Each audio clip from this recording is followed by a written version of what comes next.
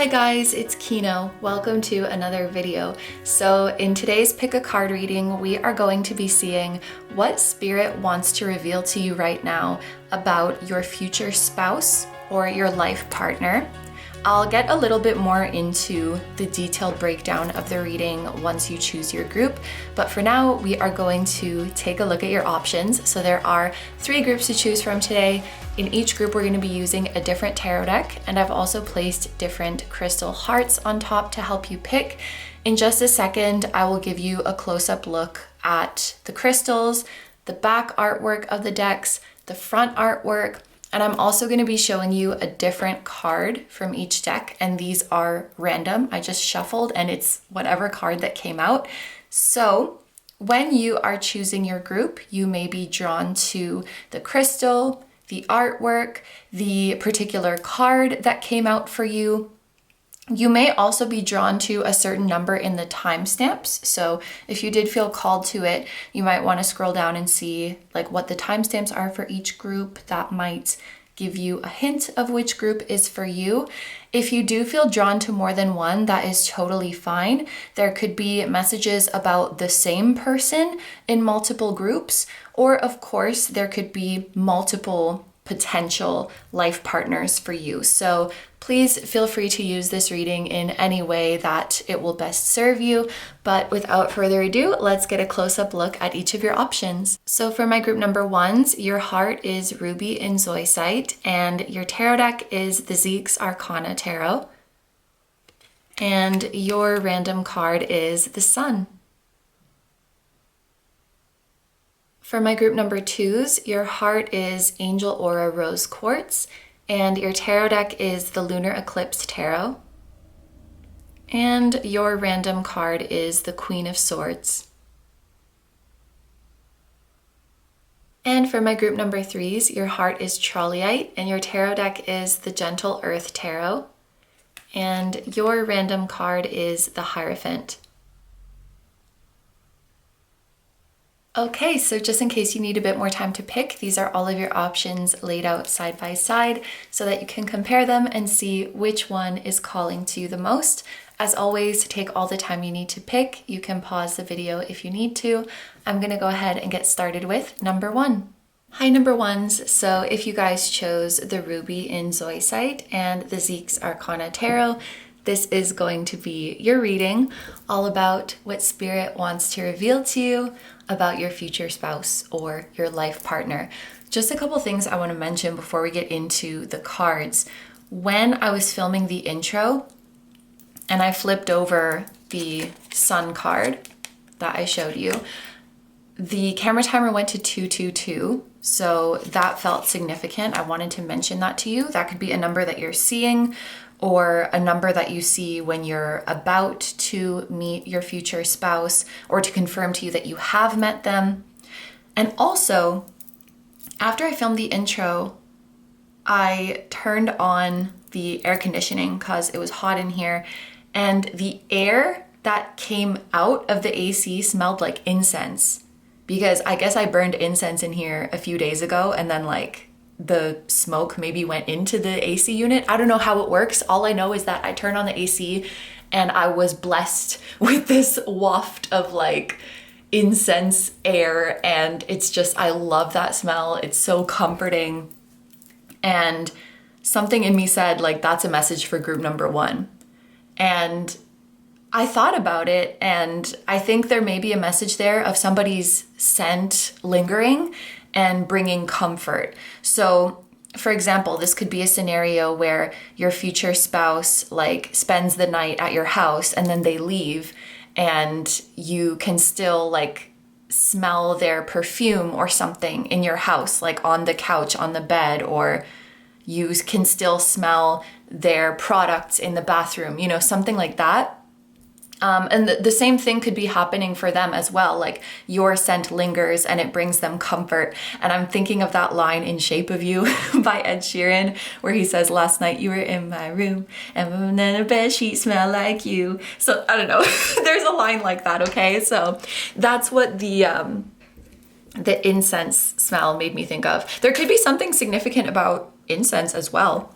But anyway, I just saw 222 again.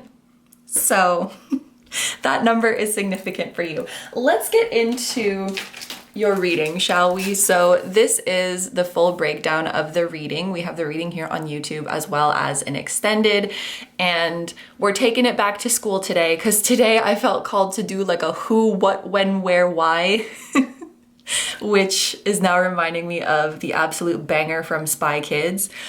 So we are going to see who are they, of course, what are they like? We're gonna see what are they, and by this I mean like what is an archetype that you could use to describe them, perhaps what is their profession, any titles that they may have to them, when will you meet them, where will you meet them, why will you fall in love, and how to move forward on this journey. And then at the end of the reading, we are going to get a comforting message from your future spouse. So this could be from their higher self or from their human self, whoever would like to come through. But I thought it would be nice to close off the reading with a message directly from them. Then in the extended reading, we are going to look at your future spouse's situation and see where are they on this journey? Are they ready to meet you? Or are they ready to come together with you if you've already met them? What will they love most about you? Or what do they love most about you if they already know you? And what signs will you see? How will you know that you're about to meet them? Or how will you know that you've already met them? We are going to answer a yes or no question of your choice, including the reason why. You can, of course, ask this question about your future spouse and your connection, but if you want to ask something totally unrelated, it's very much up to you, anything you want to ask. And then we're going to finish off with specific time frames that could be significant to this connection. So that is the full reading that we're going to be doing today.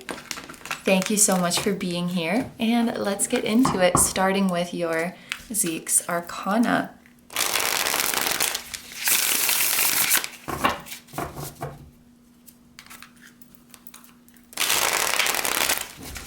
Okay, I also want to say that red hair could be significant because Ed Sheeran, who I just mentioned, has red hair, and I also mentioned Spy Kids, and I'm pretty sure that Junie, the brother, had red hair. So I just want to mention that your future spouse could have red or reddish hair. Or also, this is like weirdly specific, but some of you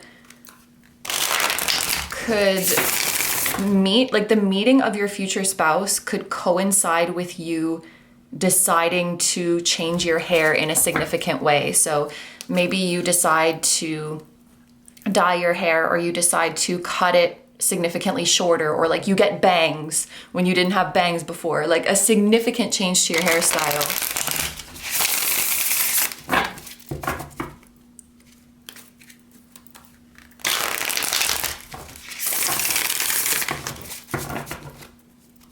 Or for some of you, it could even be like you made the decision to go back to your natural hair after so long of like chemically doing something to it, like coloring or straightening or perming.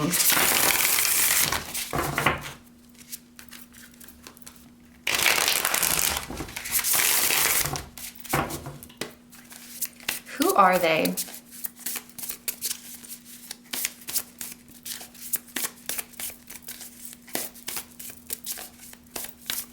They're someone who's very good at easing the tension, and they make very tasteful jokes. I don't know exactly what that means. That's just what I heard. For example, if they may be the type of person who can crack jokes to ease tension, but I feel like that takes a lot of emotional intelligence. That takes a lot of social intelligence, because you could offend someone by doing that, or like it's kind of the wrong timing. They're very good at reading people. They have a high social intelligence. They're good at easing the tension. If someone feels nervous, they're very good at putting them at ease. There's a specific memory coming to me at my first job.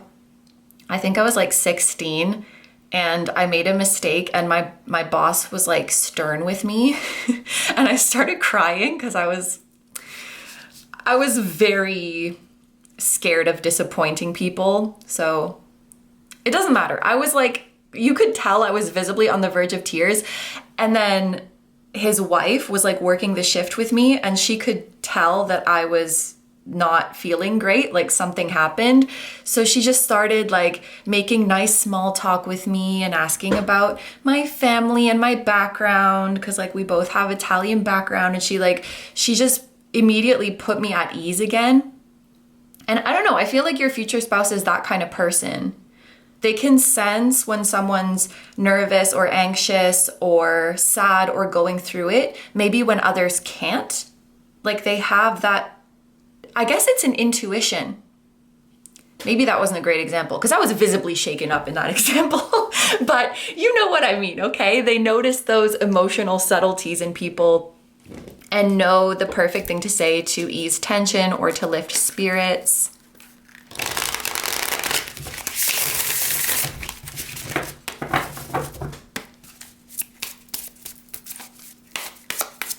Okay, apparently we're just going to reveal these at the end because I'm not flipping that over yet. What are they? What can we know about their profession or their title or a certain archetype that fits them? Okay, a lot of cards want to come out. So this person might have many titles. They can wear many different hats. They have many roles. They could even have multiple jobs or multiple projects. Like I'm hearing, where do I begin? Seems like the type of person who has many, many interests. When will you meet them? The High Priestess. Where will you meet them? That came out quickly. Why will you fall in love? And how can you move forward on this journey? You know what is so funny to me? All of the cards came out face down. The one that comes out face up is the High Priestess, who is like the most secretive and hidden energy. It feels a bit ironic. It could be that the High Priestess, I feel like this represents their energy. They're like this High Priestess, even if others aren't showing their cards. I'm hearing they can scan the energy very well. I bet your future spouse would be good at playing poker because people's poker face would not fool them. It's like, you can't get anything past this person. Okay, so there's one side of that trait of theirs where, well, let me just say they use it for good, which is very nice. They can tell how others are feeling and know how to lift their spirits. They can also tell very, very quickly if someone is being insincere, if someone is being dishonest.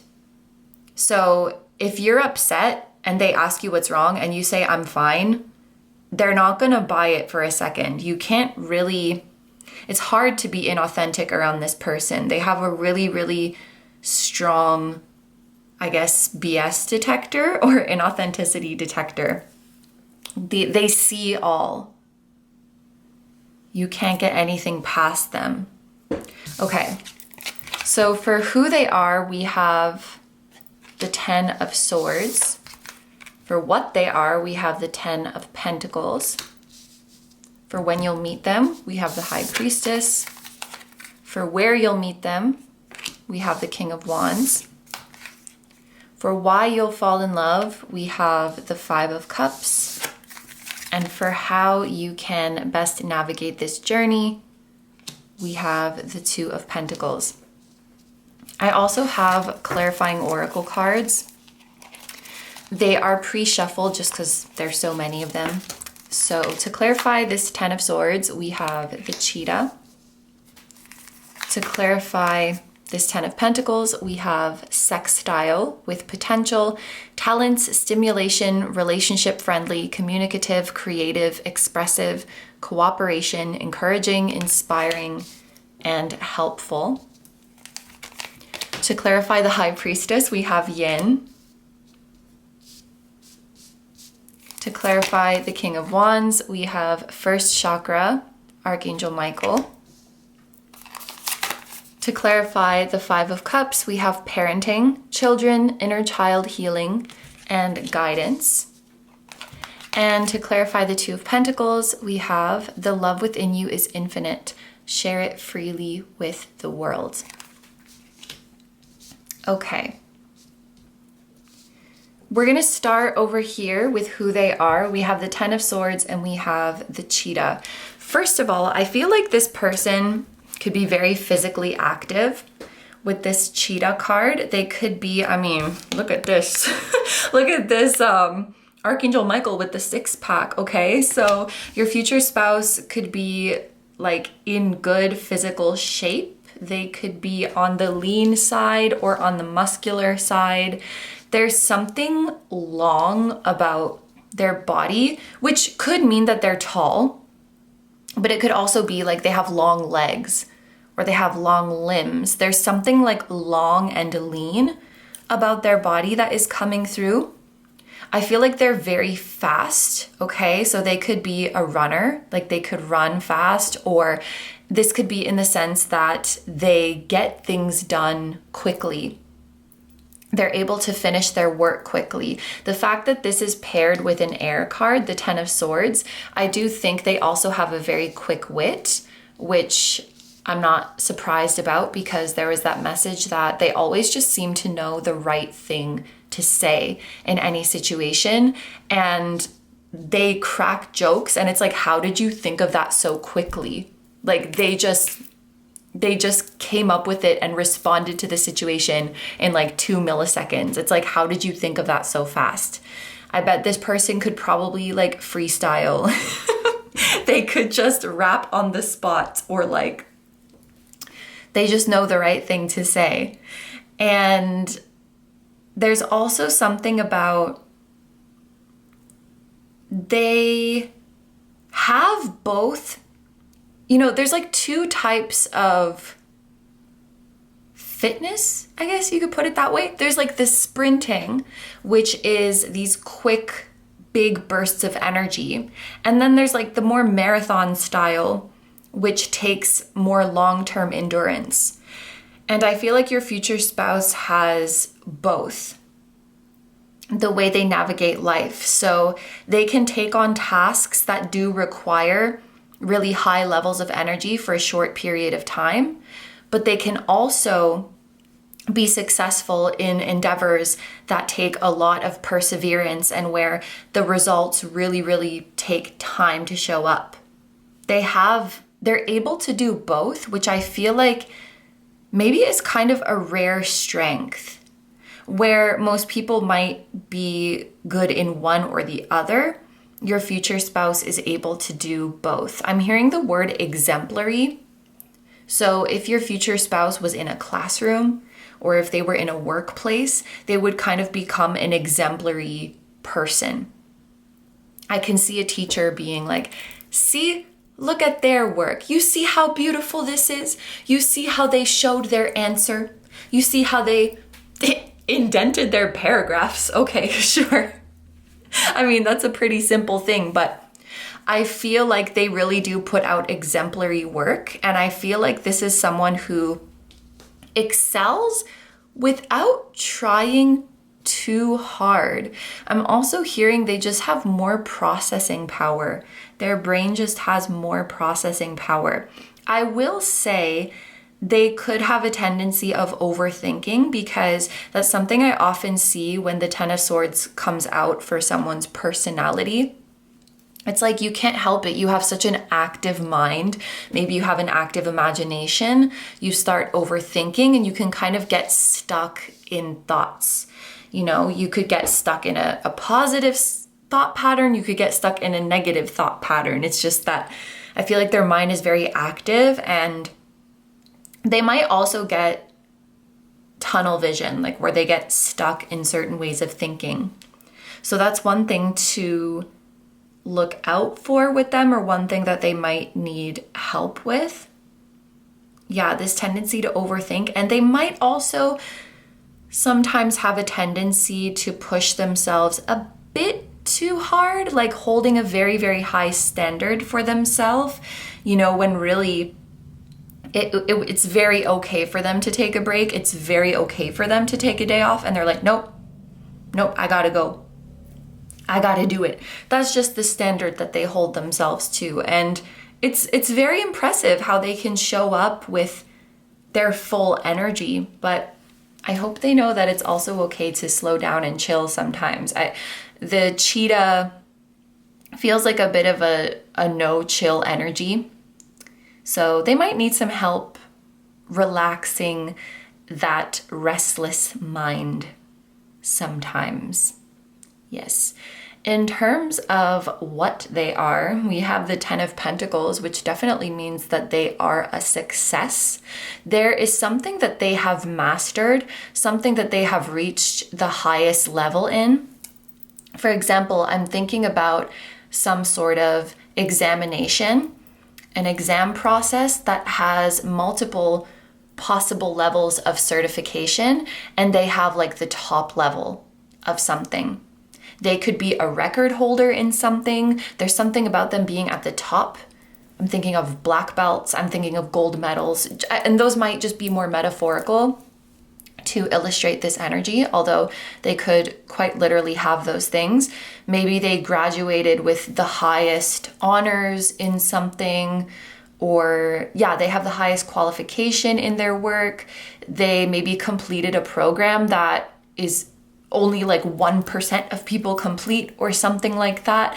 There's a feeling of them seeing something through to completion, or seeing something through to the top, that is quite rare. Although I get the sense that they're pretty humble about it. They might not mention it. Yeah, they don't really mention it unless they're asked, or it's like very relevant to the conversation.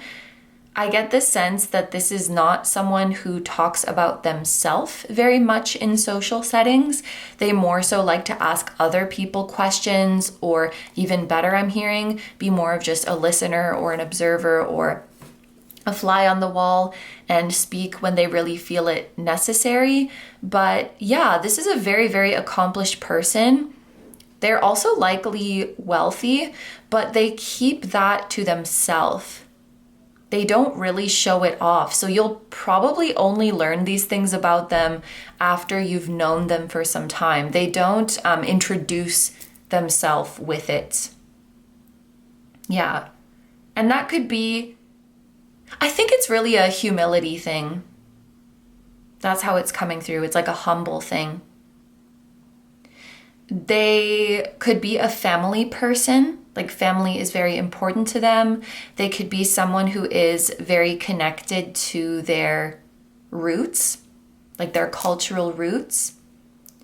They could be someone who feels particularly connected to the collective and spends a lot of time considering their ancestors and what their lives were like, and the similarities between humans throughout the different eras, and maybe spend a lot of time thinking about future generations as well. That even might be something related to their profession for some of you. Like, I'm hearing historian.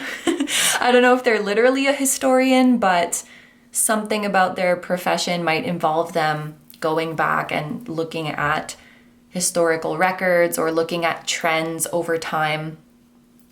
Something like that. And was there something else I wanted to say? I don't know. Let's get into the sextile. I use this deck quite a bit. Like, I've used it many times over the years. I don't know if this has come out in a reading before. If it has, it's like very, very rare that I see this card. Sextile, potential. Sextile could be a significant aspect in your synastry. Like, your sun signs could be sextiling each other, which means two signs away from each other. So for example, I'm in Aries. The sun signs that sextile me would be Aquarius and Gemini. So you could have like your suns sextile each other, your moons, your Venuses, something like that. It is a harmonious aspect, and it brings, like this card says, potential. It also brings opportunities. So whatever it is that they do in the world will also be able to bring opportunities to you. That's the feeling that I'm getting. So what you do, you might not have the exact same profession, but I also feel like they're not in completely different worlds, because in some way you can help each other advance or help each other network or open each other's eyes to more opportunities. There's definitely an energy like that.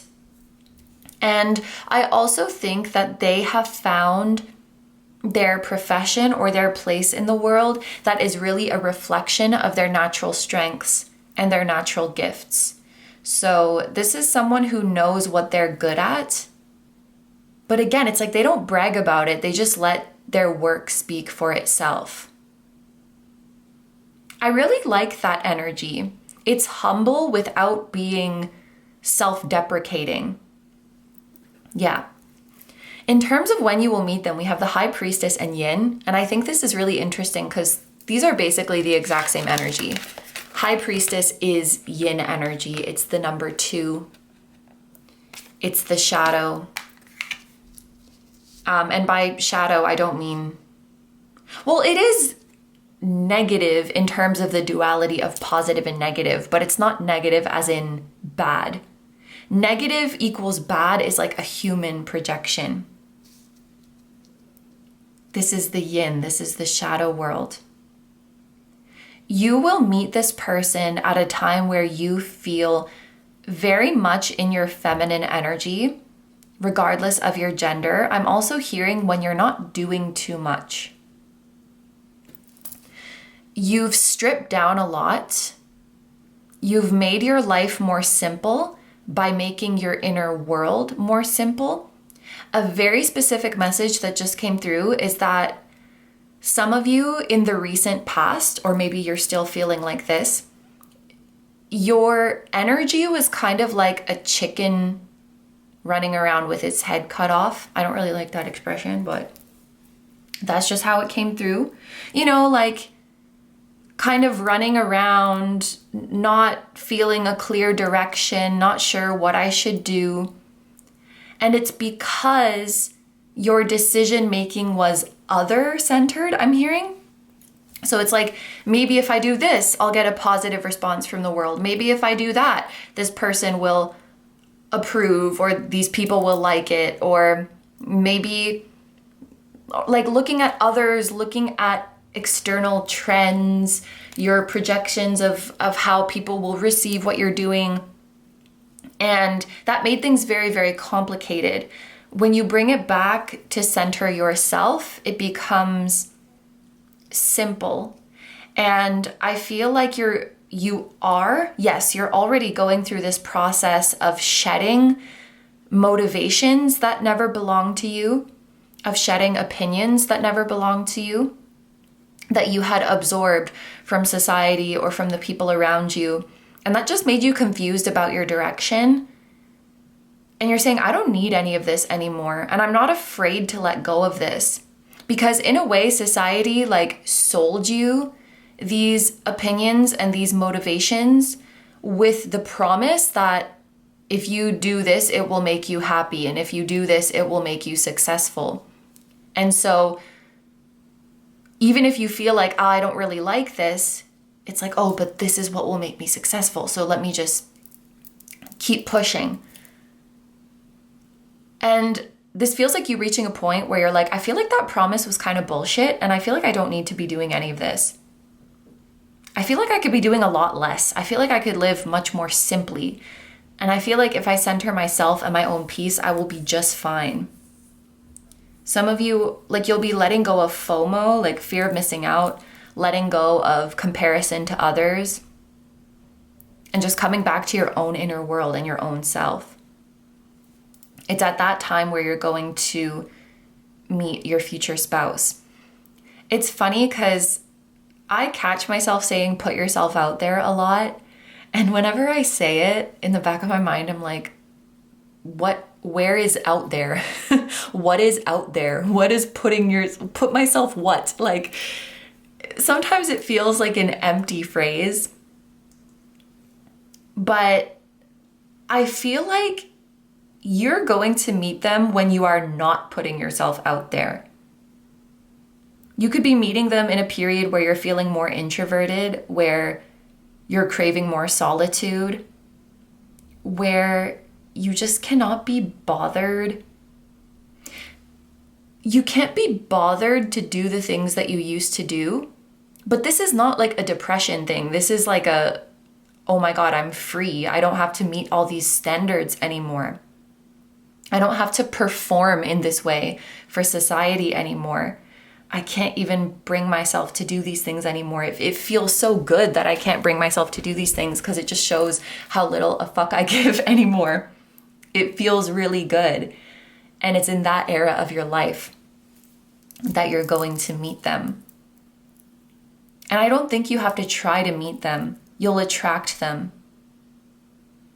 The High Priestess isn't really like a going out there and pursuing someone kind of energy. It's a letting them come to you, letting them find you.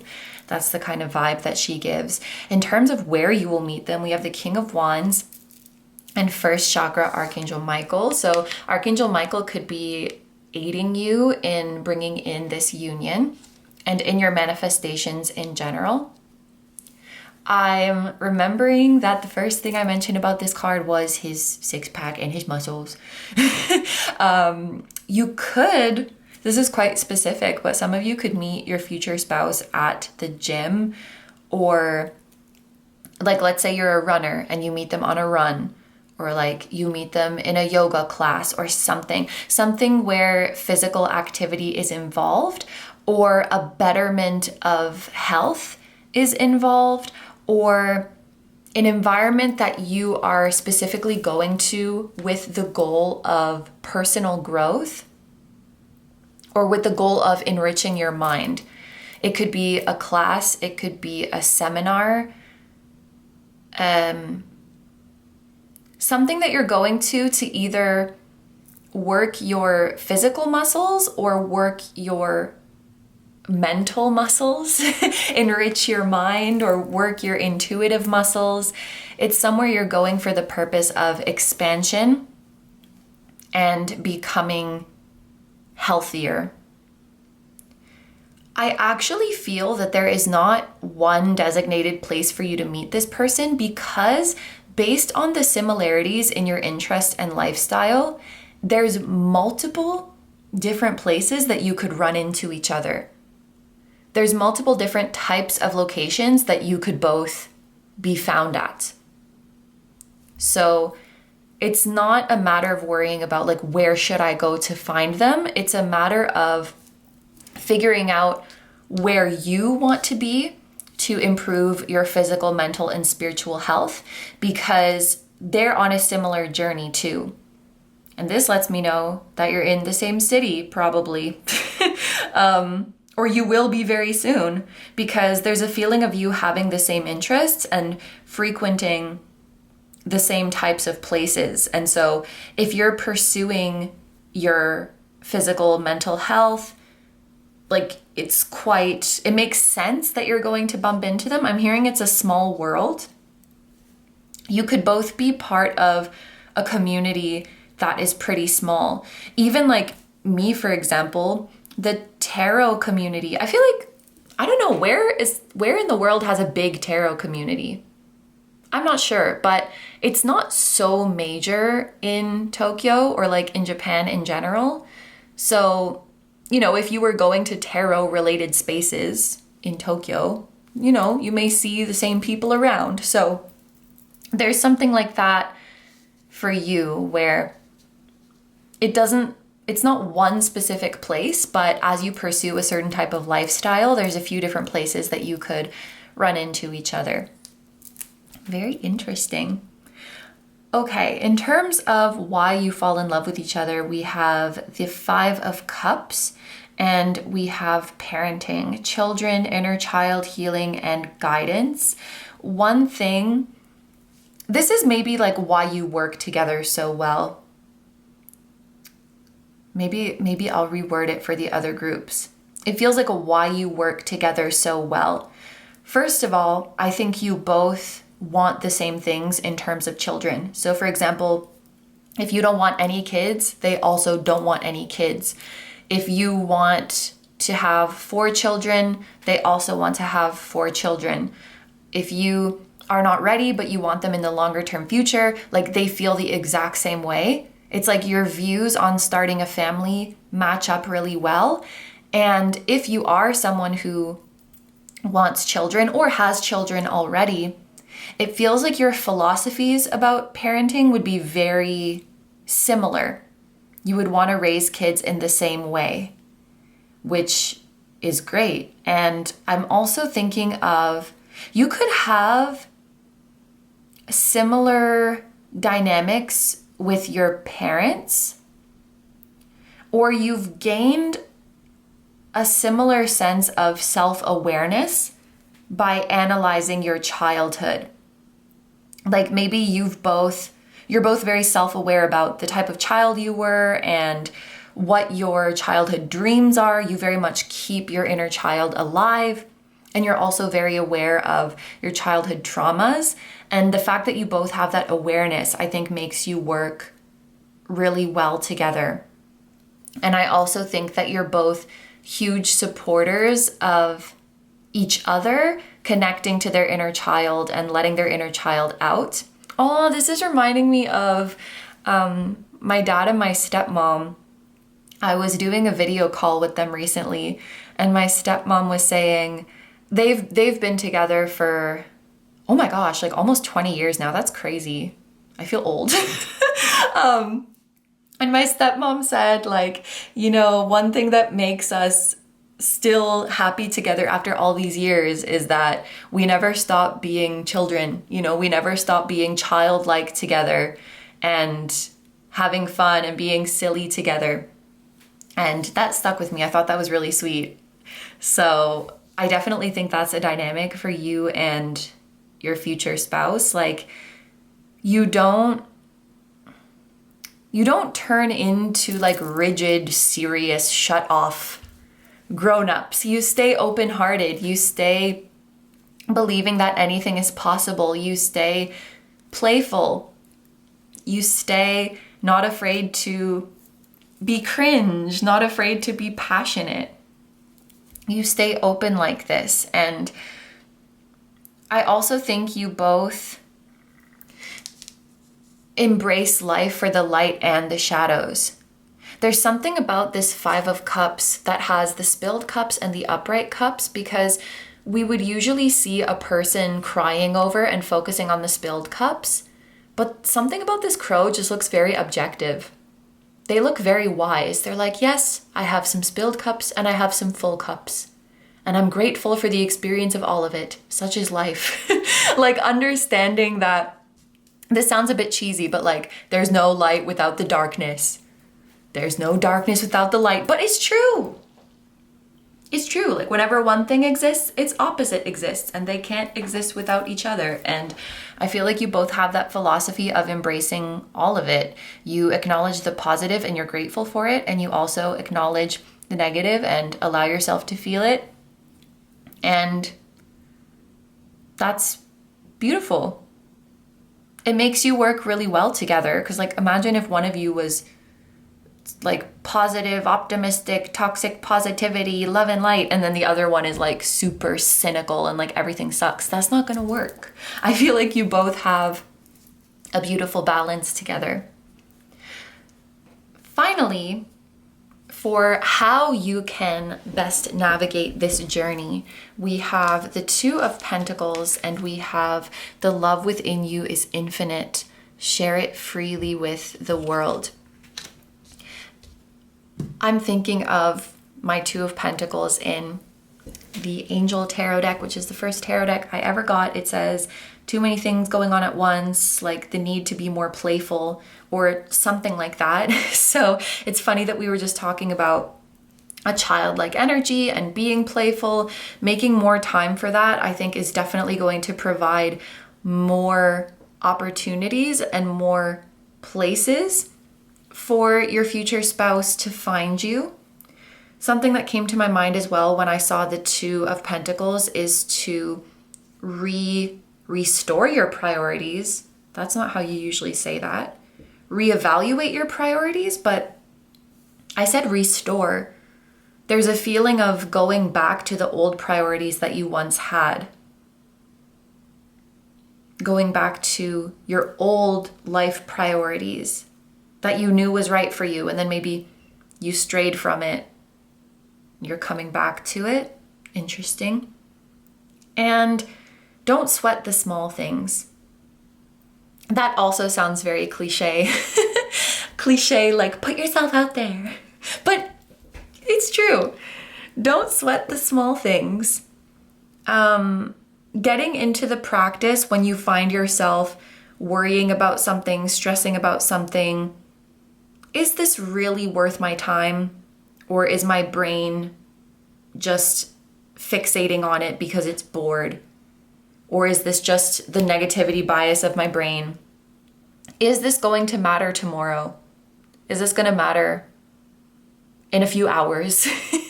Finding, when I say don't sweat the small things, I guess it's finding when your brain is like clinging on to something that is inconsequential, but it's getting you worked up. Letting those thoughts just come and go and releasing them.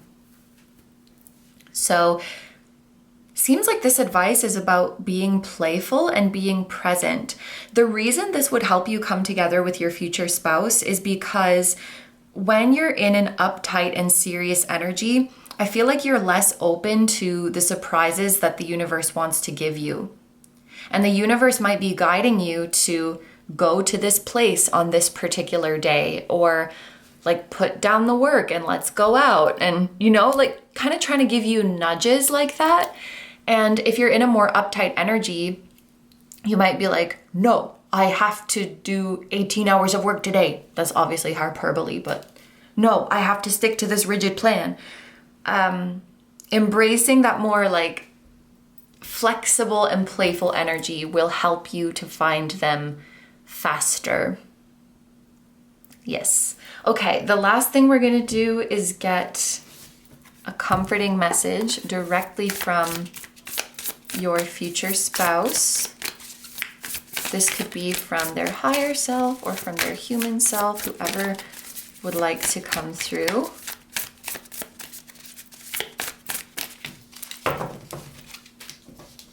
Okay, so our first message is, the past is now behind you.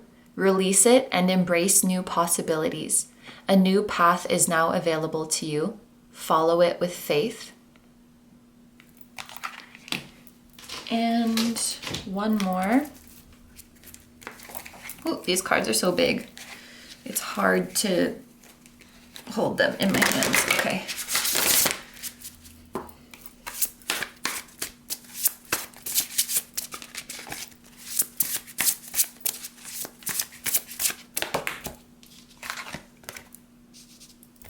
You're not going to succeed at everything you try, and that's okay.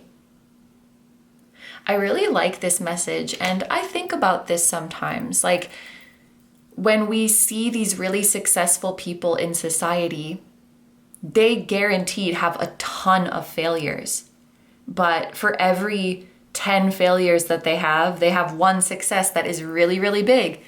And overall, you can have a ton of failures and still be a successful person. And in fact, it's all of those failures that make you smarter, make you wiser, make you stronger, and that will lead to your success. I think maybe there's a message from your future spouse of, don't see failure as the opposite of success, but see it as a stepping stone on the way to success. putting these messages together, there could be something about forgiving yourself for things that you tried in the past and that didn't work out, and know that there's always a chance to try again. But I think those are all of the messages for my group number 1. So we're going to go into the extended now, and this time we're going to look at where your future spouse is currently on this journey to you. Are they ready to meet you? Are they ready to come together with you at this time? What will they love most about you, or what do they love most about you if they already know you? What signs will you see? How will you know you're about to meet them? Or how will you know that you've already met them? Any yes or no question that you want to ask, including the reason why, and specific time frames that could be significant to this connection. So if that sounds good to you and you'd like to join me in the extended, that is going to be linked down below in the description as well as in the pinned comment of this video. However, if you're going to leave the reading here, I want to say thank you so much for letting me do this reading for you. I hope you have a wonderful day or night whenever you're watching, and I wish you all the best. Please take good care of yourself, stay healthy. Don't forget to like, comment, and subscribe if you feel like doing that. If you enjoy my content and you'd like to find me elsewhere, I'm going to have linked down below my tarot reading Instagram, my personal Instagram, my Patreon, where we now have over 110 exclusive timeless readings, just like the ones here on my channel. And we also have 2 new ones every month, and you can choose a topic for those. So I will link that down below. It's a great time over there. And my music channel, which includes the intro song of this video. That is an original song. I'll also have my latest release linked down below. Thank you guys so much for supporting me, my channel, and anything I do. I really appreciate having you here, and I'm sending so much love to you, your future spouse, your higher selves, your spirit guides, your spiritual teams, and all of your loved ones, both here on earth and in the other realms. And I will see you guys in the next one. Bye-bye! Hi number 2s, so if you guys chose the Lunar Eclipse Tarot and the Angel Aura Rose Quartz, this is going to be a reading all about what Spirit wants to reveal to you about your future spouse or your life partner. So here is the full breakdown of today's reading. We have the reading here on YouTube as well as an extended. On YouTube, we're doing a little who, what, when, where, why, how situation. So we are going to see who are they, what are they? And by what, I mean, this could be their profession, this could be an archetype that fits their personality, it could be a certain title that they have. We are going to see when you will meet, where you will meet, why you will fall in love. I kind of rephrased this in group number 1 to be why do you work so well together? So we'll see how it wants to come out in your reading, and then how to move forward on this journey towards your future spouse. So this is going to be some advice for you as you keep moving forward. And we're going to finish off the reading with a comforting message from your future spouse. This could be from their higher self or from their human self, whichever aspect of them would like to come through. And then in the extended, we are going to see where are they currently on this journey. Are they ready to meet you, or are they ready to come together with you if you've already met? We're going to see what they will love the most about you, or what they do love the most about you if they already know you. What signs you'll see. How will you know you're about to meet them, or how will you know that you already have met them? And then we're going to answer any yes or no question of your choice, including the reason why. This could, of course, be about your future spouse and the relationship, but you can really ask anything that you want, any yes or no question. And then we're going to finish off with specific time frames that could be significant to your connection. So that is the full reading that we're going to be doing today. Thank you so much for being here, and let's get into it. So I'm going to shuffle and pull some cards from the tarot deck that you chose, and then we're going to clarify each of them with these pre-shuffled oracle cards. So let's start by laying out the tarot.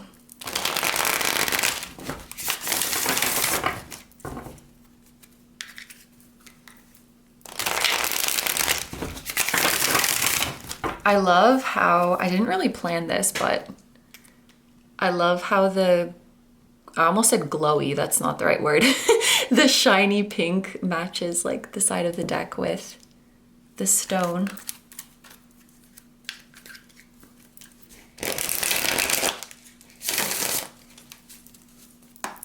This is someone who looks good no matter what, and I'm feeling a sort of amused. It's like I'm pissed off, but not actually pissed, like in a kind of humorous way, in an amused way. Like, ugh, how do you look good in everything?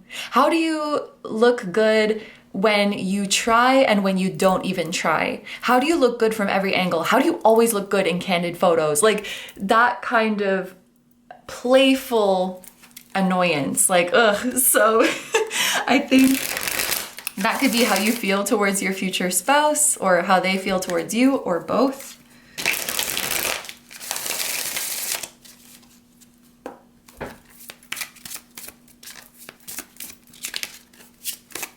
I also feel a very wholesome energy from them.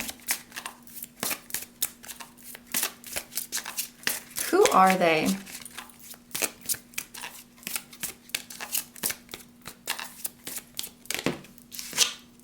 We have the Six of Swords. What are they? The Four of Swords. When will you meet them? The High Priestess. That's the exact same card that came out for group number 1 for the same question. Interesting. Whoop!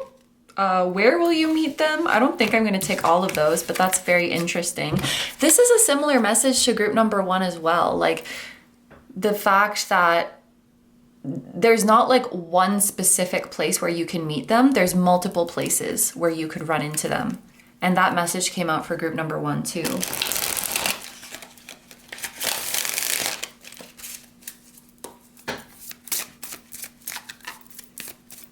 Where will you meet them? We have the Page of Pentacles. Why will you fall in love? Or why will you work so well together? We have the Eight of Swords. And how can you best move forward on this journey to them? The Five of Pentacles. Okay, so let's go ahead and also lay out the oracle cards to clarify each of these. So to clarify the Six of Swords, we have the Wolf. To clarify the Four of Swords, we have Moon, emotions, moods, intuition, personal needs, Monday, Cancer, the unconscious, comfort, feelings, family, home, reflecting, yin, and femininity. To clarify the High Priestess, we have Yang. To clarify the Page of Pentacles, we have the Sun. To clarify the Eight of Swords, we have ASL. And to clarify the Five of Pentacles, we have, are you treating your inner child with kindness, patience, and love? When was the last time you felt childlike wonder and joy? Messages about the inner child and childlike wonder were also coming out for group number 1. So there's a few similarities. I don't know if you guys felt drawn to group 1. That could be a sign for some of you. If you didn't feel drawn to group number 1, no worries. It could just be a coincidence. I also want to point out the 3 ones in a row that we have here. This Yang card is card number 1. This Sun card is card number 1.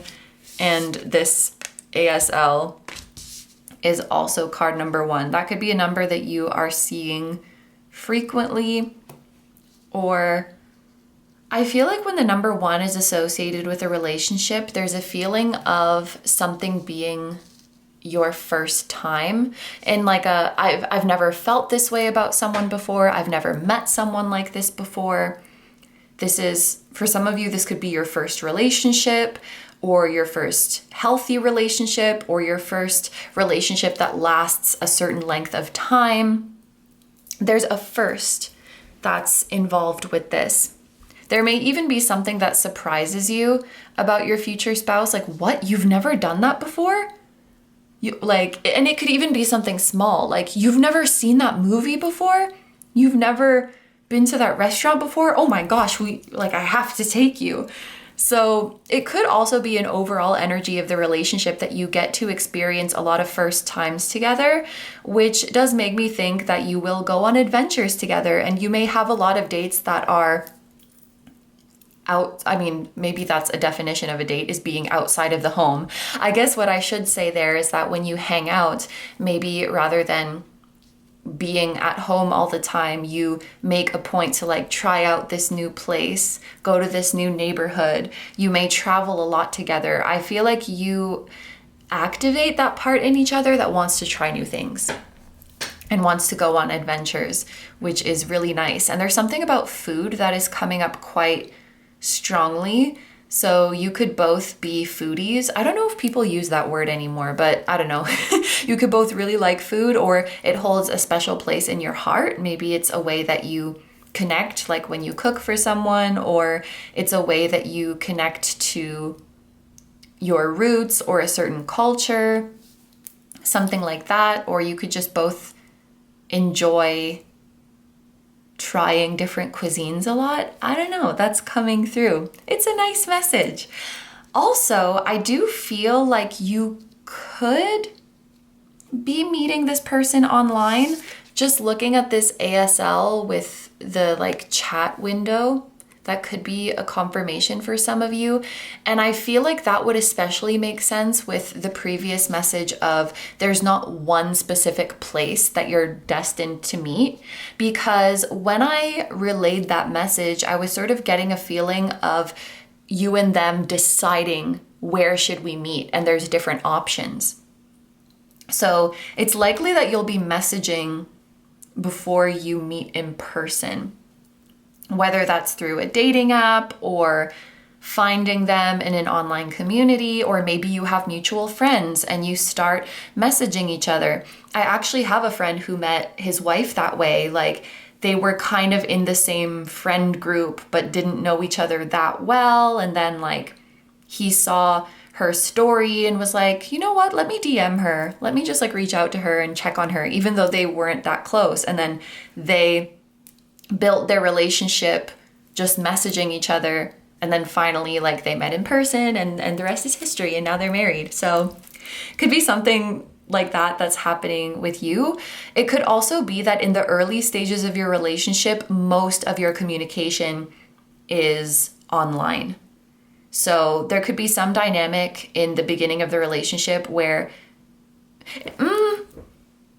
actually, I was gonna say that you don't see each other in person that much at the beginning of your relationship, but it doesn't necessarily have to be that. You could be seeing each other in person, but it just so happens that most of your communication is via text message at first. Maybe you have really long text conversations or really long phone calls or something like that. But there is that feeling of getting to know each other virtually at first before you start to see each other in person very frequently. Yeah.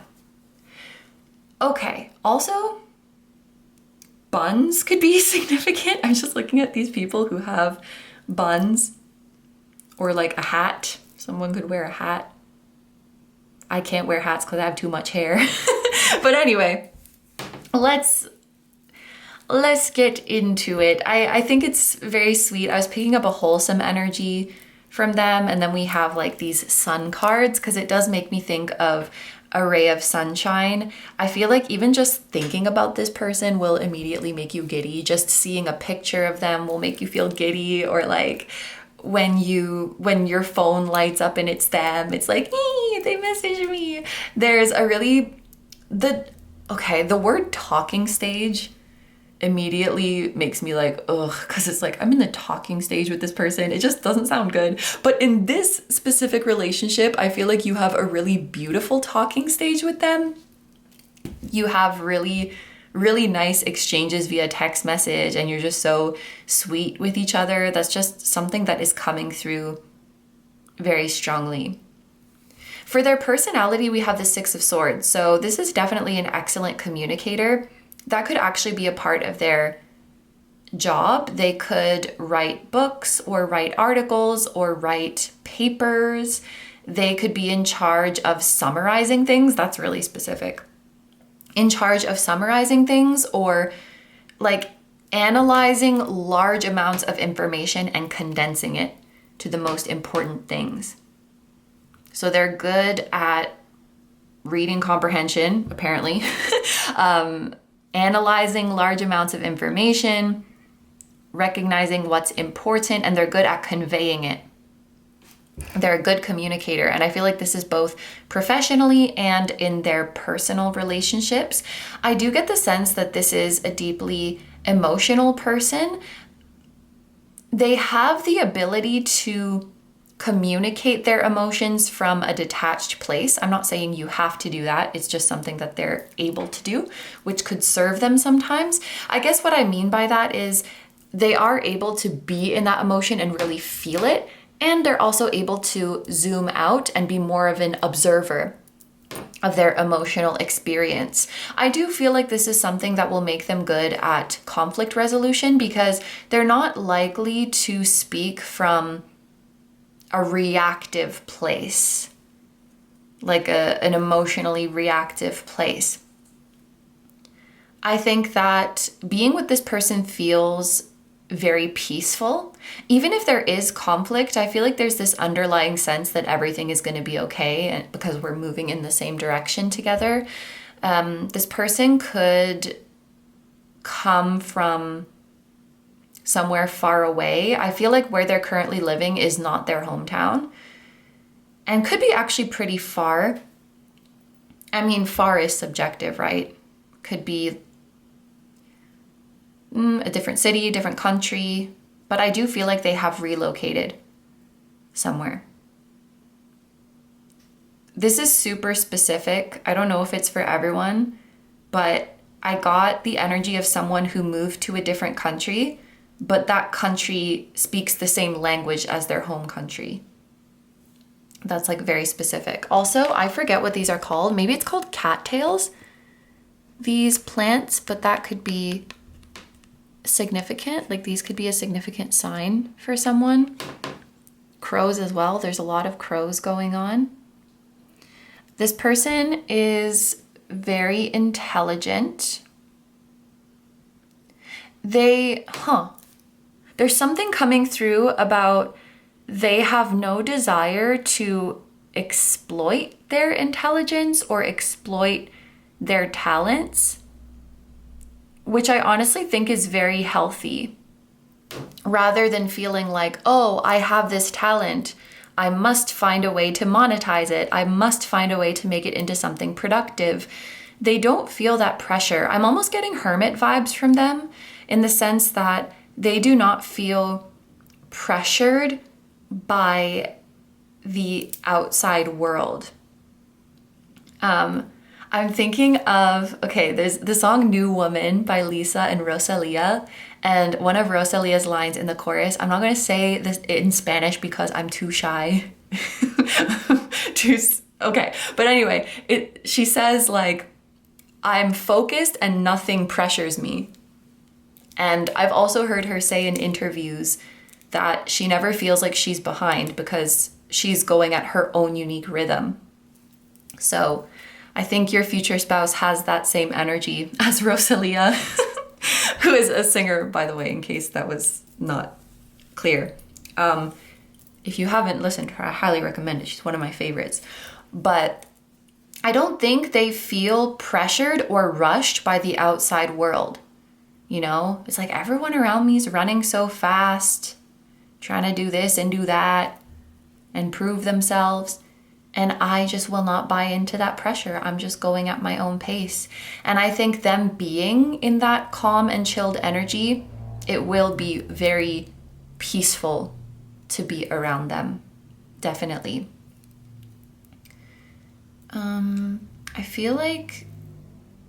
I forget how I got on this tangent, but let's keep going. They're also coming through. Ooh, this is a really specific astrological combination. So this could literally be for like one person, but someone could be a Capricorn sun with Mercury in Aquarius. Let me know if that's you. I would be very curious to know. Or like a Leo Cancer, like Cancer Sun, Leo Mercury, Leo Sun, Cancer Mercury. They're also coming through as the wolf, and I'm immediately thinking of a lone wolf. I think that this is someone who is very content being in their own company. They're very content being with their own thoughts. This is someone who has inner peace. This is someone who can be comfortable in silence. They don't need things to fill the silence. They don't need things to distract them, which makes me think they probably spend very little time on their, well, unless they're texting you, but they probably spend very little time on their phone, like scrolling through social media.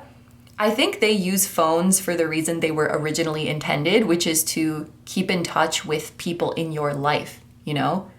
I use my phone, this is them talking, I use my phone to text you and to call my mom, and that's it. I'm not looking at what these influencers are doing. I'm not looking at what these celebrities are doing. I'm not looking at what these strangers are doing. I use it to talk to people, to talk to my friends and family. And I think that actually does wonders for their mental health. Yeah, they're very happy to be alone, happy to be single. This is not the type of person who's going to get in a relationship just because they're lonely. They're going to get into a relationship for the right reasons. They're going to get into the relationship with you for the right reasons. And this gives me hermit vibes as well, because it's like, I'm just going at my own pace. I'm going at my own rhythm. I'm not comparing myself to anyone else. I'm not trying to follow any trends. Honestly, I don't even know what the trends are. Like, I'm just doing my own thing. I really like their energy. I just looked up at the camera timer and saw 2010. So 2010 could have been a significant year for someone. In terms of what they are, we have the Four of Swords. I almost feel like your future spouse would resent that question. Like, I'm not going to identify myself by what I do or like what my job is. Or at the very least, like that's just one part of me. That's just one aspect of me. Four of Swords has to do with rest. I almost wondered, and maybe this is just for a few of you, if this could indicate like they're not working at this time, or they work part-time. Some of them just like don't have to. They don't have to work that much. Maybe they have a very flexible job, or they do a job that's hard that not a lot of people can do, so they get paid well, and then like they don't have to take that many jobs. They could have, I don't know, there could be something unique about their job where there is a busy season and they make most of their money in that busy season, and then like they're kind of chilling for the rest of the time. I don't know, there's something like that. I feel like they have a lot of time to rest, and they have very good boundaries with their work. For some of you, this person has kind of a high stress job, but they're good at flipping the switch and not letting that stress come into their personal life. So they get their stuff done, and then they go home and they're resting and they're chilling and they're good. For others of you, I'm picking up an energy where they're working really hard now so that they can retire early. But there's this energy of like the end goal is to chill with the Four of Swords. Like, I don't aspire to be a career person. I aspire to chill. I aspire to be vibing. And so I'm going to work really hard with that goal for the future. And we have the moon. Moods, intuition, personal needs, Monday, Cancer, the unconscious, comfort, feelings, family, home, reflecting, yin, and femininity. Yeah, I get the feeling that they don't talk about their job much. And this is either because they could be dealing with some confidential stuff, or normal people wouldn't understand because it's like very specialized.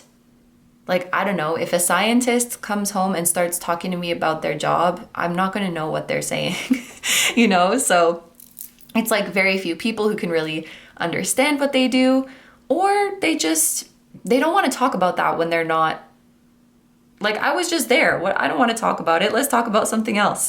There's very much a feeling of wanting to leave work stuff at work that is coming through.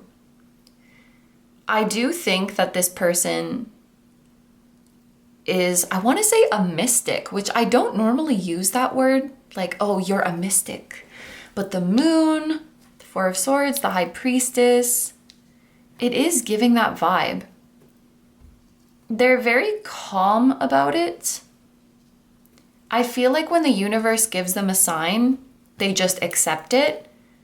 And they have this faith that is very calm and like very unshakable. They could have prophetic dreams, and there's just this feeling of them waking up and fully accepting it. Like, yes, I saw it in a dream and it will come to pass. They could also just have a lot of faith in the power of their prayer. So they're like, I prayed for this to happen, it's going to happen. Their faith is very calm. This feels like quite a calm person. Yes, they have this sunshiny, enthusiastic energy, but I get the feeling that they don't stress that much. They can be calm in the face of pressure. They can be calm in the face of uncertainty, because their calm comes from within. It doesn't come from whatever's going on around them. Being able to stay very calm under pressure could also be a significant necessity for their job, or what makes them good at their job, and what makes not a lot of other people able to do it. They're able to stay stable. In terms of when you will meet them, we have the High Priestess and Yang. So the High Priestess is basically yin energy. So essentially we have yin and yang here. You will likely be meeting your future spouse at a time where you feel like you have struck a balance in your life. I did want to say a perfect balance there. So where you feel completely contented with the balance of your life. I feel like my priorities are straight. I'm spending as much time on my work as I want to and on my personal life as I want to. And there could also be something about feeling a balance between your masculine and feminine energies, but the overall word that is coming through is contentment. You will meet them when you're feeling a sense of contentment in your life. In terms of where, like I mentioned before, you could meet them online or be kind of introduced online through mutual friends, or, oh, the doorbell is ringing. Okay, I also feel like that doorbell ringing could have been a message about where you'll meet, because there could be something about them showing up where you are, like showing up at your place of work one day, showing up at your place of study one day, showing up at your house. I actually have another friend who met her husband like that, because she was living in a really small like village, and her husband was a fireman at the time, and there was, I don't know, something happened, probably a fire in the village, and then he was like going to people's houses to check on them or something like that. And that's how they met. So that's funny, like 2 stories of how my friends met their spouses are coming out in this group. So you could perhaps meet your future spouse in the same way that one of your friends met their spouse. But yeah, I feel like it's either online, or with the Page of Pentacles here, it could be something about work or study. So like you could meet them at work, you could meet them at school, meet them when you are like furthering your education, learning a new skill. engaging in a new project. There's something like that going on for sure. And we have the sun here, which can also indicate where you'll meet them. I feel like somehow this is giving me the feeling that this meeting is going to repeat itself many times. So, for example, if you're meeting because they're showing up to your place of work, it's going to be something that's happening every day or on a regular basis. This is a very specific example that's coming to my mind, but I'm imagining that your future spouse is like, I don't know, maybe they're a construction worker and they're doing work on your office building. So you're seeing them every day for like for a few months. They're showing up at your workplace every day. Or they're an exchange student at your school for a semester. So they're showing up to your school every day for a certain period of time. There's that energy as well. In terms of why you will fall in love with each other or why you will work so well together, we have the Eight of Swords, which is clarified by ASL. I feel like both of you have been discouraged or disillusioned by people, or like disappointed by people, because it seems like people who are really willing to make an effort is rare these days in dating, or people who are willing to clearly define the relationship is more rare these days. I remember I used to be on Tinder like many years ago, and it's like you'll match with people and then you're like, hi, and then the conversation just stops. And I'm guilty of this too, right? But it was rare to find someone who's really making effort in the conversation and getting to know each other and like actually planning a date, and then even harder to find someone who's willing to be honest about what they're looking for. I feel like this Six of Swords, of them being an excellent communicator, like that's you too. And I think you're gonna immediately give each other a very good first impression because, okay, and there is a feeling of, even in your early communications, it's sort of understood that you are exploring the potential of being a couple. Because I see you even in your early conversations being like, so what are you looking for in a relationship? And maybe in the past, if you ask someone this question, you'll get really vague answers, you know, like, I just want to see where it goes, which is fine. But, you know, if you have a very specific thing that you want, you're going to likely want a partner who also very specifically knows what they want. And so it feels like a breath of fresh air where when you ask them, what are you looking for in a relationship? They're gonna answer in detail of like, I would like this type of dynamic with my partner. I'm looking for someone who has this kind of personality. You know, these are my dreams for the future. So I'm hoping that my partner will have these kind of aspirations or these kind of values.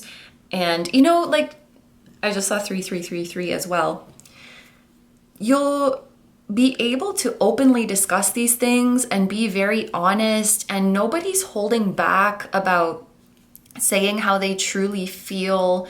Nobody's shy about catching feelings. Like, you'll be able to openly tell each other, you know, like, I really like you, or I'm starting to fall for you. And it's just so refreshing. It's the emotional availability of it all, and like just being straightforward, the honest communication, rather than, you know, like ghosting someone because you didn't want to tell them that something isn't working or you're not interested. Or it's like, just be honest. And I'm sure there will be times in your relationship where it's like, I'm going to be honest with you, like, I didn't really like when you said XYZ, or, you know, I don't really feel like going out today. Can we do something else instead? It's like, wow, it's almost as if when you communicate what you want or don't want, we can understand each other better and move the connection in a better direction. Like, oh my God, mind blowing. So yeah, that's why you will work so well together, is because you're both willing to do that. Crazy, right? I know. All right. And then finally, for your advice of how you can best move forward in this connection, we have the Five of Pentacles clarified by, are you treating your inner child with kindness, patience, and love? When was the last time you felt childlike wonder and joy? To me, this feels like assessing your desires or assessing your aspirations and what you think you need. This was also coming out in group number 1. The Five of Pentacles feels, when it comes out for advice, I often think of it as re-examining your relationship with like material things or kind of superficial, surface level things. Especially if you're valuing or giving too much importance to those things. And more specifically, there's something here about the realization of my inner child didn't care about any of that. It's like, as I grew up in this society, I was taught that I should value those things. This is one example that's coming to my mind. This is like a body image thing, so feel free to skip forward a little bit if this kind of conversation is triggering or uncomfortable. But when I was like 12, 13, I would eat a lot and I would get food babies. And I remember when it transitioned from like me thinking the food babies were like funny and endearing to being like, oh my gosh, I need to get rid of this. And it did not come from me. It came from messages and images that I was seeing in magazines specifically, which they're putting in there to make money because they were selling, like, I'm pretty sure it was laxatives, but like they were selling some pill, right? So they have to make you feel insecure and create this problem to sell you something. And unfortunately, it reached my like 12, 13-year-old hands and I saw that messaging. But that, like, not liking the way my stomach looked did not come from me. It came from some superficial bullshit and someone who was trying to make money. But you internalize it, right? So there could be certain things related to your appearance, related to how much money you make, what you wear or don't wear, or like how you change yourself, how you change your vessel, how you present your vessel, how you feel value or self-worth. That if you look back, you're like, you can remember a time in your childhood where not only you didn't care about this stuff, but like you weren't even aware of it. And that really is your natural state. You know, there's a wisdom in children that they don't give a fuck about these things. There's a wisdom in that because kids don't have money. They don't, so they don't get targeted by these things, by this evil, I want to say. So yeah, I think there's something there about evaluating what you think you desire, or what you think you need, or what you think you're striving for. Because the truth is, your future spouse loves you, or is going to love you if you haven't met them yet. Interesting. So if you have met them, they love you regardless of all of that crap. As they should, as your spouse should. Because all of those superficial things fade over time and are subject to change. Even like in my own relationship, I mean, not to give away too much personal stuff, but we've seen each other through vastly different like financial situations, and sometimes the career is going really well and sometimes it's going to shit, and like, but that doesn't matter and it shouldn't matter.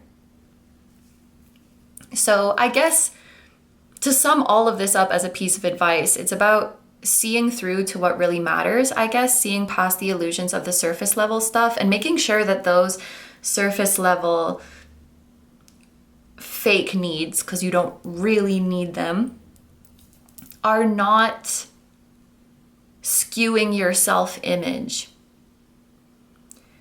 That could be something that it's not going to stop you from manifesting your future spouse, but it could definitely be something that creates like a bit of strain or hinders intimacy or something like that. So yeah, something to reflect on. We have the number 15 here actually, which is the number of the devil. And I feel like that makes a lot of sense. Devil, literally that's what the devil does. He gets in your head, makes you feel like shit about yourself, and then tries to sell you a solution to a fake problem that he created and is like, you need me. You need me to solve this problem so that you can be good enough. And when you realize he's full of shit, you can release the devil. But he's very convincing. You want to let go of me? You need me. You're nothing without me. That's his illusion. Okay, anyway, finally, we are going to get a message of encouragement from your future spouse. We have friendship. Nurture the bonds of friendship within your relationship and your love life will dramatically improve. They're definitely saying, you've got a friend in me. It's giving Toy Story. Okay, let's get one more from the Thera-Pets deck.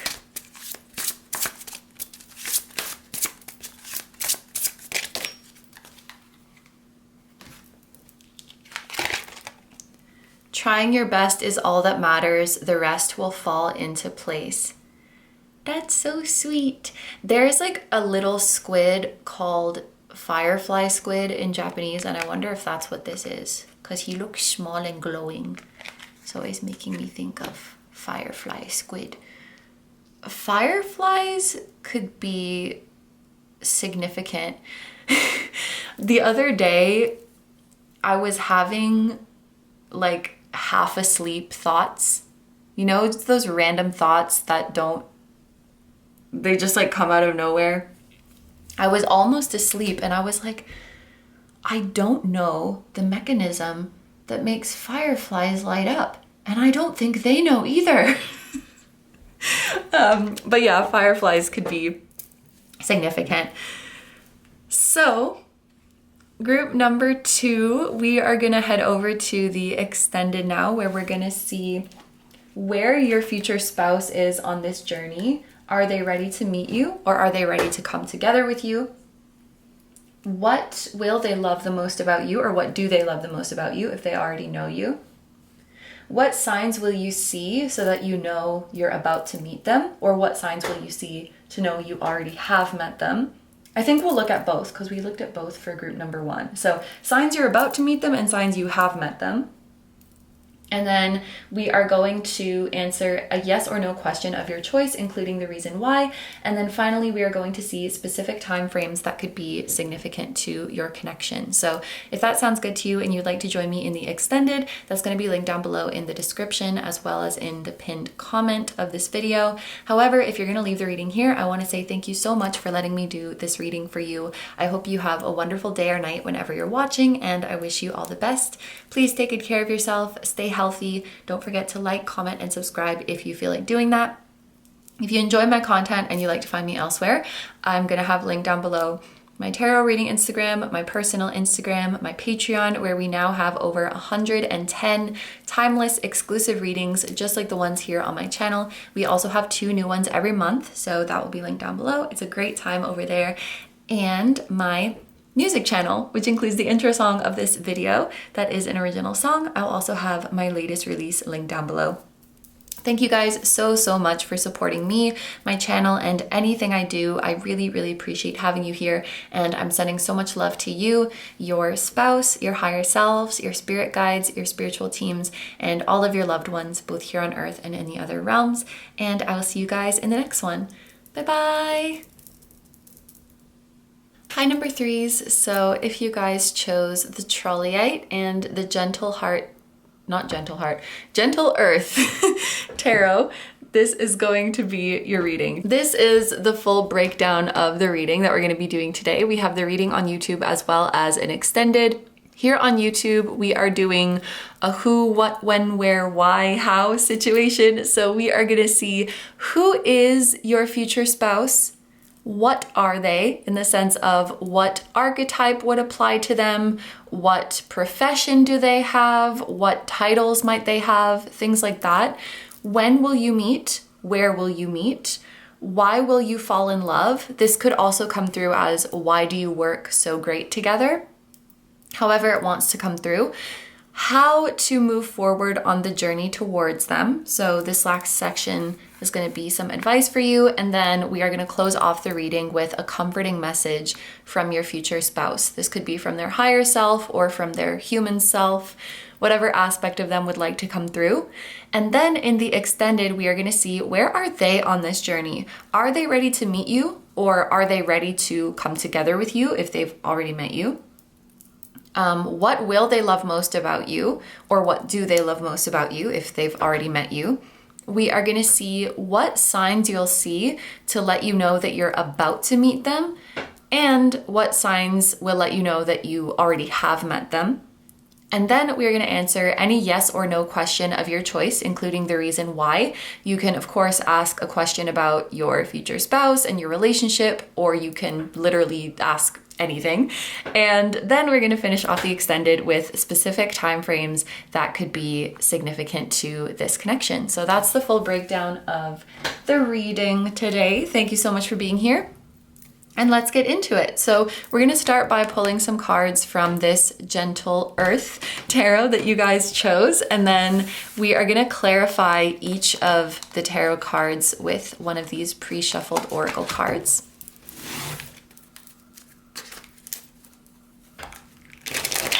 Okay, so starting with the who.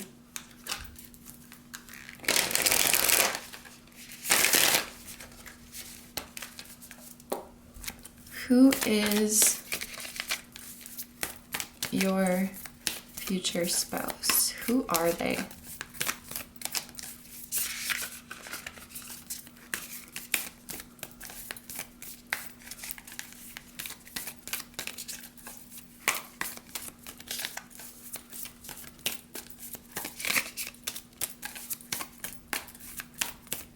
The fact that this is taking some time to come out intuitively is okay.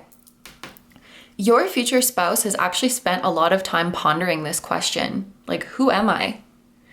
And it seems that after a while of pondering this, they've come to the conclusion that I'm me, and no one will understand that. And that's not meant to be like a lonely or isolating thought. It's not like oh, nobody will ever understand me. It's like, it's more, the essence of me cannot be put into words. You would just have to be me to understand what it feels like. And I'm not going to worry myself with trying to label my identity or label my experience of being me. I'm not gonna stress about putting myself in a box.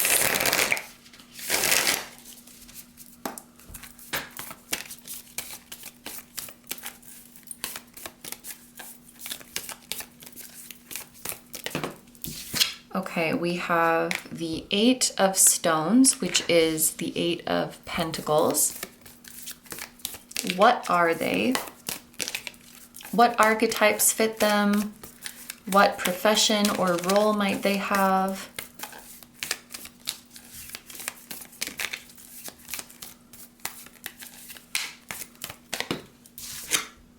We have the Two of Thunder, which is the Two of Swords. When will you meet them? Okay. We have the Seven of Cups and the Ten of Pentacles. I'll leave these together as one energy. Where will you meet them? The Seed of Cups, which is the Page of Cups. I'm gonna have to move these, I think. Why will you fall in love? Or why will you work so well together? Six of Thunder, which is the Six of Swords. And finally, how can you best move forward on the journey towards them? Nine of Wands. So now that we've laid out the tarot, we can lay out our row of clarifying oracle cards underneath. So to clarify the Eight of Pentacles, we have the Deer. To clarify the Two of Swords, we have opposition, confrontation, reflecting, mirroring, seeking balance, tests, interaction, push-pull dynamic, internal conflicts, uncertainty, wavering, acknowledgement, and respect. To clarify the Seven of Cups and the Ten of Pentacles, we have truth be told. To clarify the Page of Cups, we have all tied up. To clarify the Six of Swords, we have freeze, shutting down, numb, stuck. And to clarify the Nine of Wands, we have keep your heart open even when it hurts. I'm noticing that the number 14 is appearing twice. Both of these oracle cards have the number 14, so that could be a significant number. We also have the numbers 23 and 18. And for some reason, I'm thinking that these could be years, like the years 2014, 2018, 2023 could have been significant, or maybe somehow all of those. But let's get into these cards. So starting off with who they are, we have the Eight of Pentacles clarified by the Deer. Both of these cards have an earth energy to them. So your future spouse could have a lot of earth in their chart or a prominent earth placement. More specifically, the Eight of Pentacles is Virgo. So they could have, and this is actually even more specifically a Virgo sun, but obviously not everybody's spouse is going to be a Virgo sun. They could have a Virgo moon, rising, Mercury, Venus, Mars. It could be anywhere in their chart. The first word that is actually coming to my mind is gentle. I think this is somebody who keeps to themselves. They very much have an energy of someone who just stays in their own lane and focuses on their own life and focuses on their craft. Something else that is coming through is that they have this outlook on life that allows them to see things as opportunities or see things as lessons, where another might see it as an obstacle, an inconvenience, a disappointment, an injustice. Like, why is this happening to me? I guess they're good at reframing events to see how this could be happening for them, or how can I use this as an opportunity to better myself? And for some reason, the specific example that's coming to my mind is an embarrassing situation. It's as if they were doing something in front of people and they messed up. So maybe they were doing a stand-up routine and nobody laughed, or they were playing an instrument and they made a lot of mistakes, or they were giving a presentation and they forgot what they were supposed to say. It's like, rather than just getting embarrassed or rather than just beating themselves up, they're like, okay, I just have to work harder and do better next time. Like, I guess that's a level of discipline or a level of disconnecting from the discomfort of the moment and being like, just gotta get better. I feel like their mentality of improvement, and there's always room for improvement and self-betterment, it helps them in a lot of situations. And I think they also have this mentality of focusing on themselves and what they can change. So if they went through a breakup, for example, they may be more in the mindset of there's no use ruminating over like, oh, it's their fault. They did XYZ wrong, because I can't change them. I can't change their actions or their behavior. I can only change myself. So I'm just going to reflect on what I think I did right and what I think I did wrong and better myself so that I can have a better relationship in the future. Like, that's all I can do. It feels very grounded. It feels, I don't know if pragmatic is the right word. And honestly, I'm not even 100% sure I know what that word means, but something about it feels practical. And it's interesting, as I'm talking, I noticed that I said they focus on their craft. That could be a hint about like their profession or their hobbies. I also was giving examples of them doing things in front of people, like a comedian, a musician, someone giving a presentation. Like, these are all things that you like perform in front of people. So an aspect, oh yeah, okay, we're gonna get into it. I feel like an aspect of their career is being in front of people, whether they're performing or they are interacting with a lot of people. They have to be in front of a lot of people or face to face with a lot of people. And this kind of goes against their nature. Because with this deer energy, I do feel someone who wants to keep to themselves. Think about when you see a deer in the wild. The second you try to approach them, they run away. And even the way this Two of Swords person is, they're curled up in a ball. It looks like they just want to be alone. There's this, an opposition, inner conflict. I do feel like this is an introverted soul, but whatever they do for a living requires them to act like they have to make their personality bigger than it is. Not that they have to appear confident, because they are confident, but they're not like, I don't know. They have to do something that is not really in their nature. And that's just kind of a part of it. The way I'm hearing it is it's just something that they've come to accept. Like, it's just something that they have to do. So this is just one example.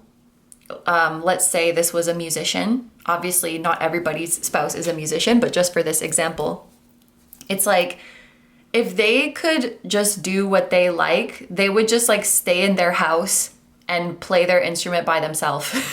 But the nature of the career is like, you have to go in front of all these people to make money and to get fans. So they have to engage in some like very social situation or just very exposed to people. And it's like, I don't love it. It's not really in my nature, but if this is what I have to do the thing that I love doing, then I'll make it work.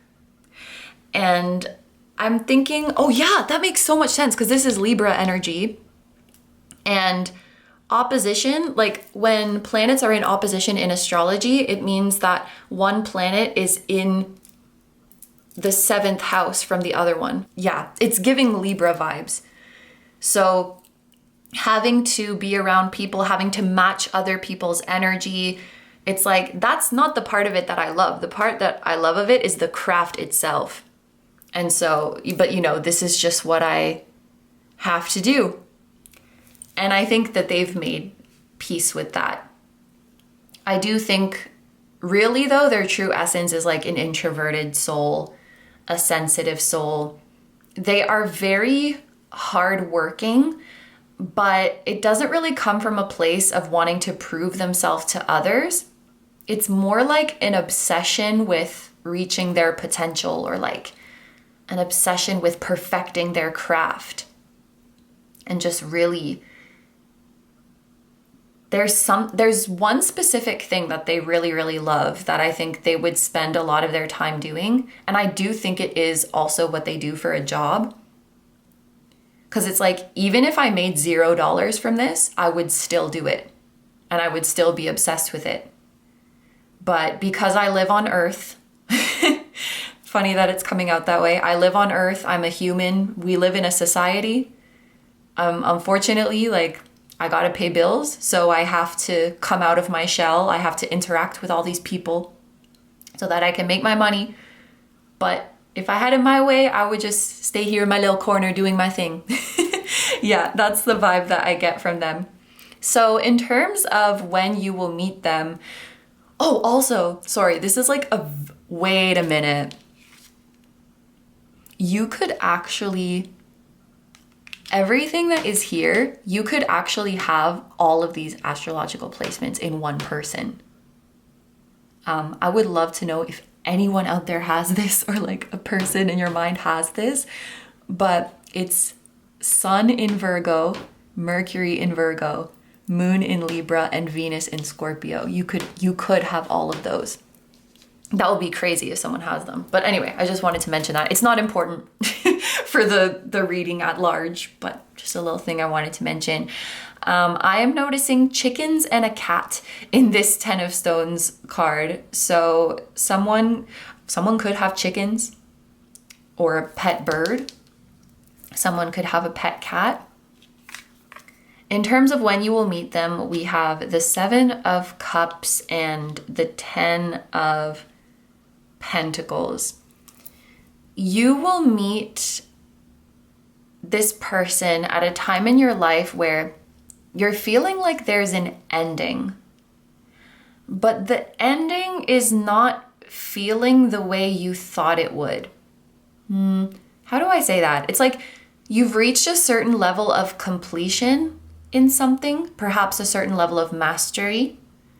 Perhaps you are graduating something.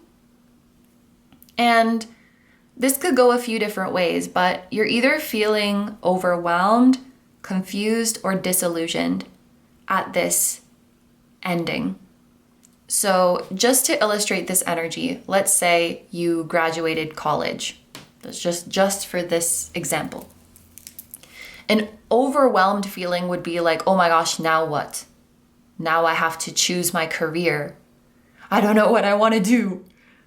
The disillusioned example would be like, I thought that as soon as I got this degree, I would have companies throwing themselves at me and like I would get a job the next month and start working. But oh my gosh, this is harder than I thought. So there could be something like that you're going through, where it's like, I thought if I completed this stage, I thought if I mastered this stage, I would be set and opportunities would be flying at me, but it's just not happening that way. For some of you, this could also be a situation where you mastered something or reached completion in something, but it's not as groundbreaking as you thought. It's not as satisfying as you thought. You thought that you'd feel really different, but you just feel the same. So it's like, it's an ending and a completion, and then it's either like a but now what, or like a but that's it. So it does feel a little bit uncomfortable. This is the energy that I feel you in when you meet your spouse. And also, with this truth be told, there's a feeling of you will meet them when you are able to be honest about how you really feel. When you're able to admit your true feelings or admit what you really want out of life or out of relationships. Maybe this has to do with if you are feeling confused, if you are feeling overwhelmed, if you are feeling disillusioned, whatever it is, to be honest about that and to not feel ashamed, like somehow that makes you a failure or somehow that makes you ungrateful or somehow that makes you on the wrong path, like to not feel ashamed like that and just be honest about what you're experiencing. It's at this time in your life that you will meet them. So if you're feeling like you're in an energy like this, then it's quite likely you're going to meet them very soon. Or you will meet them when you reach completion of something you've been working on. You will meet them when you reach a goal, probably slightly after you complete it. In terms of where you will meet them, it's interesting. Both of these cards have the same color sky in them. It's like this dark bluish purpley sky. This isn't really where, it's more of a when, but it's quite likely that you will meet them at nighttime. And okay, there's Page of Cups and there's all tied up. There's a feeling of this otter is free. He can freely float in the sea. This person is not free. They are tied up. It looks to me like the otter, which, by the way, the Page of Cups is a very sweet and playful soul, and loving and open and affectionate. The otter looks like they're waving, but the person can't wave back because they're tied up. I see this dynamic sometimes in relationship readings, and I find it quite interesting because it's like you'll meet in an environment where one of you is free and the other one isn't. That could mean many different things. One of you can fully be yourself and can fully express your interest, and the other one can't. As a result of the environment that you're in, perhaps who else is there, or perhaps what is expected of you in said environment, what or who is in your life at that time. There could be different reasons, but there's that dynamic. One of you is free, the other isn't. So one of you has responsibilities or certain expectations of you that are tied to the environment where you are meeting. Yeah. In terms of why you fall in love with each other or why you will work so well together, we have the Six of Swords. The fact that there's a rainbow going across, yeah, it is the Six of Swords, sorry. But I was gonna say, the fact that there's a rainbow going across the top is making me think of the Ten of Cups. And I just saw 2222 when I said that. So it's clear that you make each other very happy. You definitely speak each other's love language. Even if you don't originally have the same love language, I feel like you're committed to learning the other person's love language and doing whatever will make the other feel most loved. So you definitely feel extremely cherished by each other. Both of you might vibe together in feeling, you could feel like an old soul. Or, I don't know, I'm just thinking back to that message of them being like, well, I'm an earthling, like I gotta do earthling things. I'm here on earth, I gotta be a human. I gotta participate in society. What is this? I don't know if you resonate with that as well, but that could be something that you're on the same wavelength about. I think that the emotional fulfillment that you experience with each other, the warmth that you feel from each other is like no other. You truly feel like you have found a home in each other. You have found a family, or like a soul family or a star family in each other. Six of Swords indicates excellent communication between the two of you. You get each other, you understand each other on a deep level.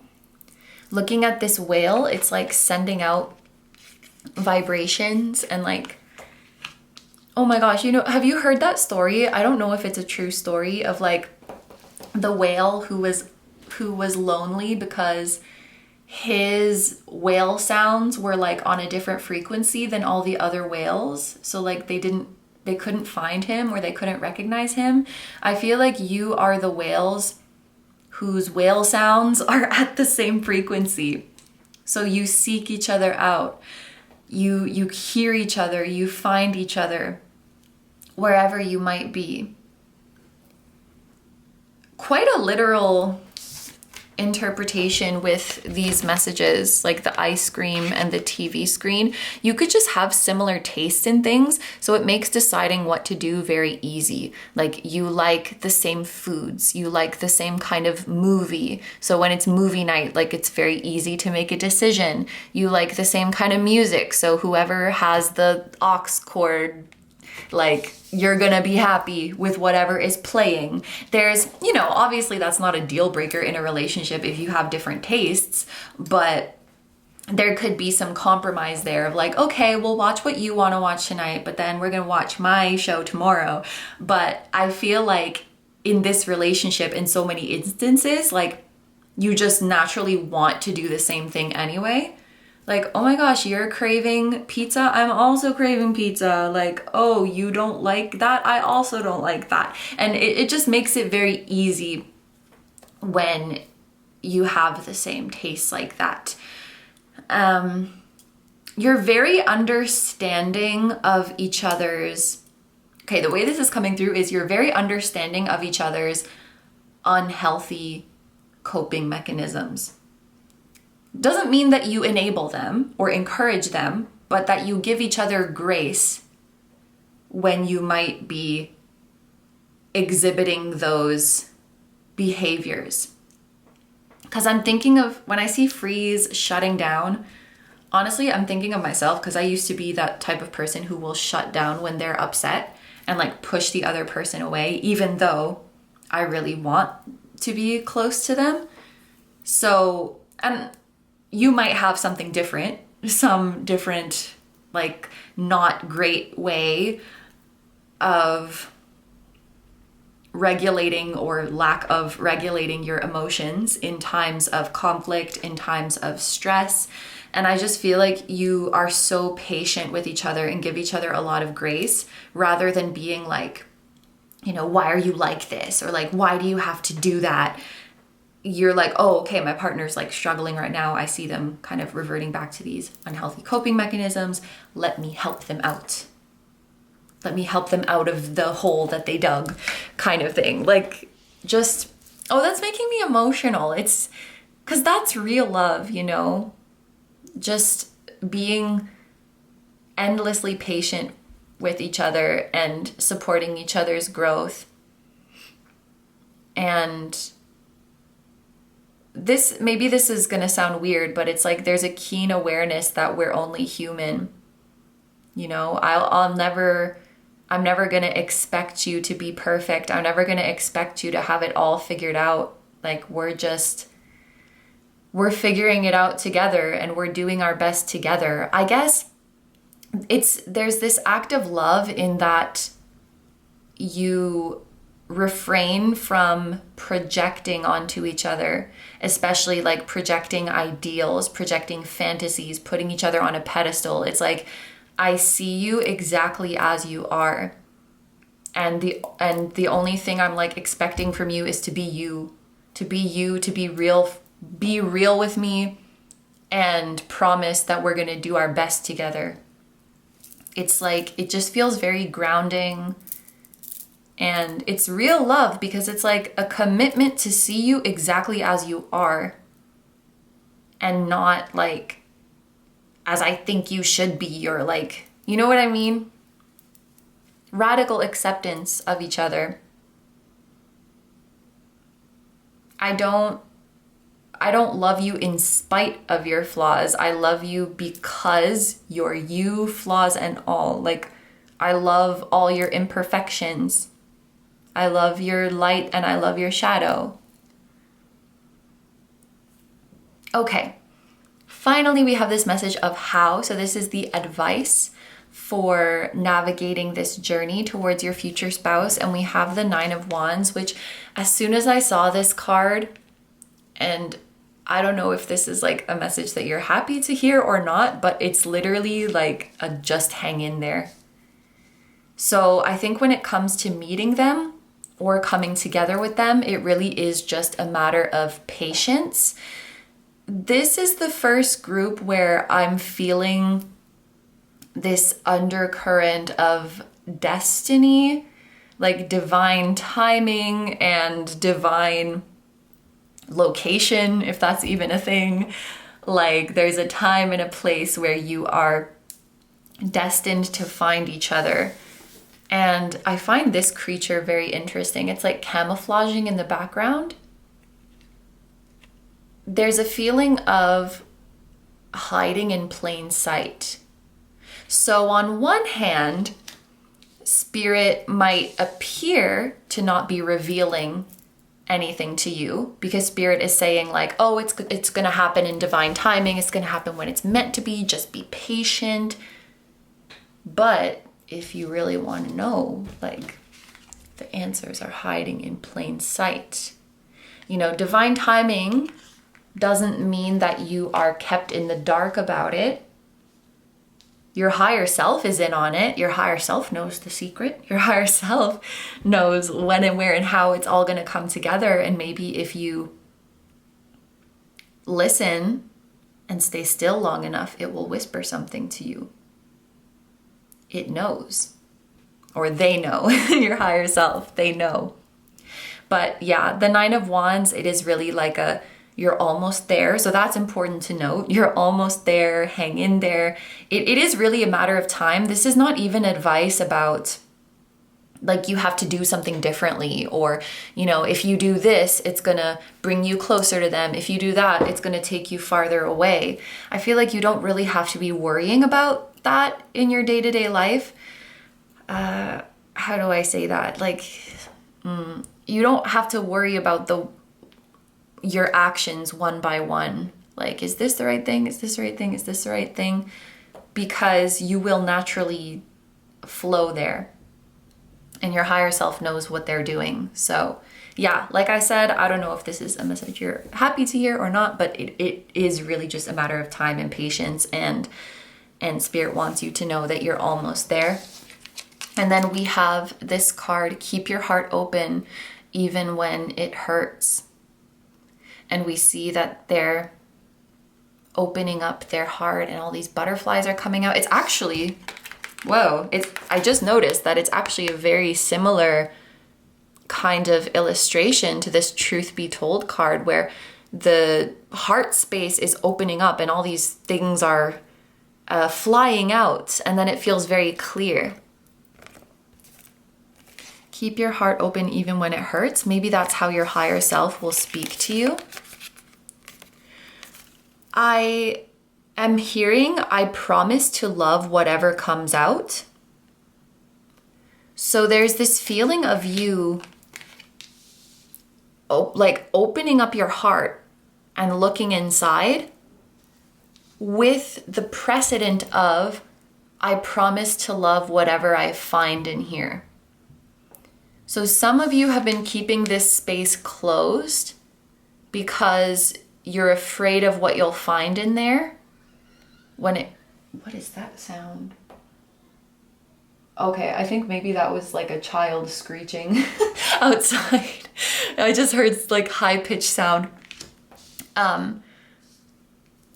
When you look into your deepest desires, fantasies, dreams, fears, longings, it's like, you know, if you open it up, by the way, my stomach just growled. I always get hungry in the last group.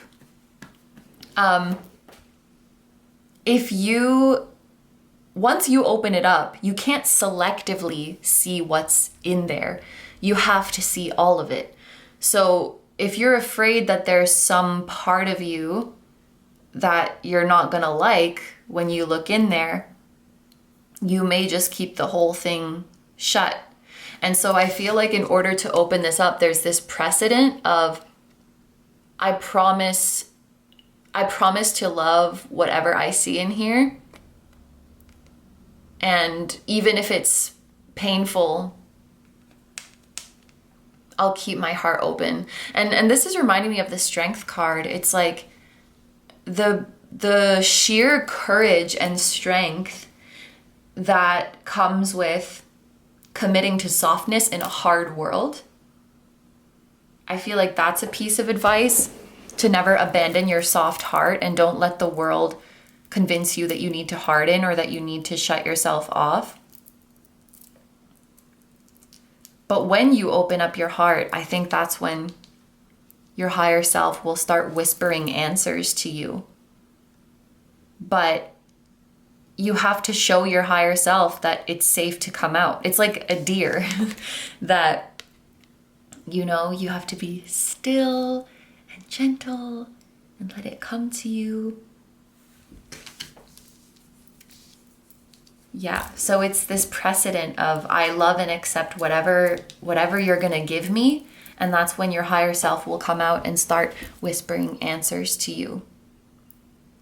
I should take some notes. Okay, so finally, we're gonna get a message directly from your future spouse. So like I said, this could be from their higher self, it could be from their human self, whatever aspect of them would like to come through.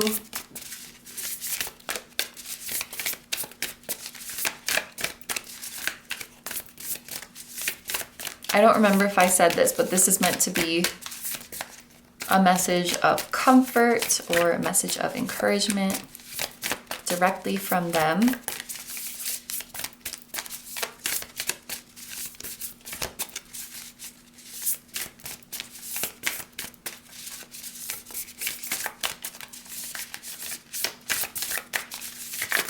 I just heard, I don't understand, isn't this what you wanted?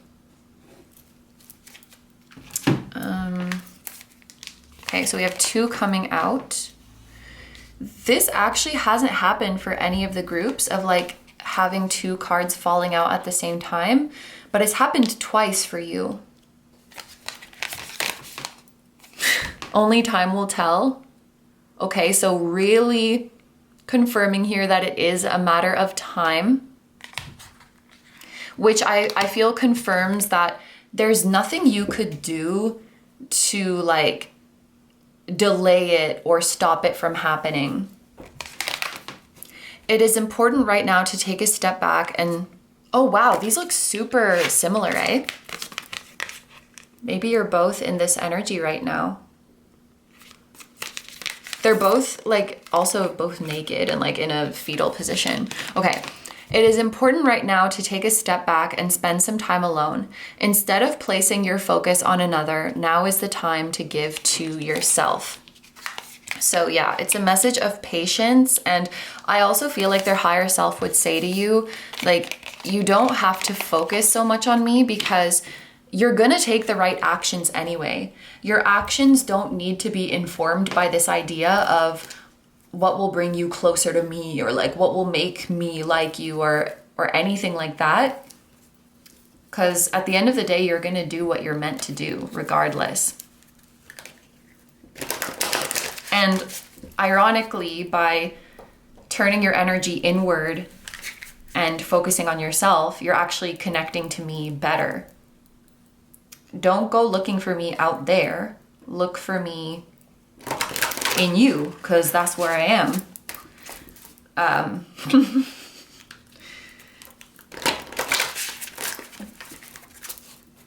That sounded a bit dirty, but that's not what I meant unless you want that.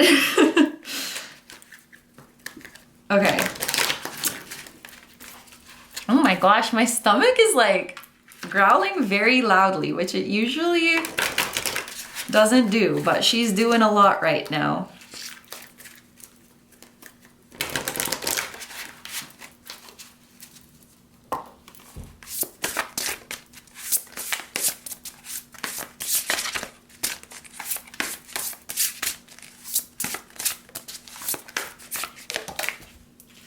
Okay. Oh, it's going to be okay. And I think this is a golden retriever, so I feel like your future spouse has a golden retriever energy, and they have this side of them that comes out when they're really comfortable. So you might be one of the few people who gets to see it, because they have come through in a more like quiet and reserved energy throughout this reading. But when they're really comfortable, I think they do get into like a silly mood and very affectionate, chatty, funny, only when they're really comfortable though. You probably wouldn't guess that from seeing them out and about. There's also something about like, they try to tell jokes, but it's either like just not funny or the delivery is a bit off, but then that is actually what makes it funny. So it's like, you're laughing more at how cute they are how adorable they are in that moment, rather than like, oh my gosh, that was such a good joke. I hope that that makes sense. Anyway, so we are gonna go into the extended now, where we see where are they on this journey right now. Are they ready to meet you? Are they ready to come together with you? What will they love most about you, or what do they love most about you if you've already met? What signs will you see to know that you're about to meet them? And what signs will you see to know that you have met them? A yes or no answer to a question of your choice, including the reason why, and specific time frames that could be significant to your connection. So if that sounds good to you and you'd like to join me in the extended, that's going to be linked down below in the description, as well as in the pinned comment of this video. However, if you're going to leave the reading here, I want to say thank you so much for letting me do this reading for you. I hope you have a wonderful day or night whenever you're watching, and I wish you all the best. Please take good care of yourself, stay healthy. Don't forget to like, comment, and subscribe if you feel like doing that. If you enjoy my content and you'd like to find me elsewhere, I'm going to have linked down below my tarot reading Instagram, my personal Instagram, my Patreon, where we now have over 110 exclusive timeless readings, just like the ones here on my channel. And we also have 2 new ones every month. The topics are chosen by you. So I'll have that link down below. It's a great time over there. And my music channel, which includes the intro song of this video, that is an original song. I'll also have my latest release linked down below. Thank you guys so much for supporting me, my channel, and anything I do. I really, really appreciate having you here, and I'm sending so much love to you, your spouse, your higher selves, your spirit guides, your spiritual teams, and all of your loved ones, both here on earth and in the other realms. And I will see you guys in the next one. Bye-bye.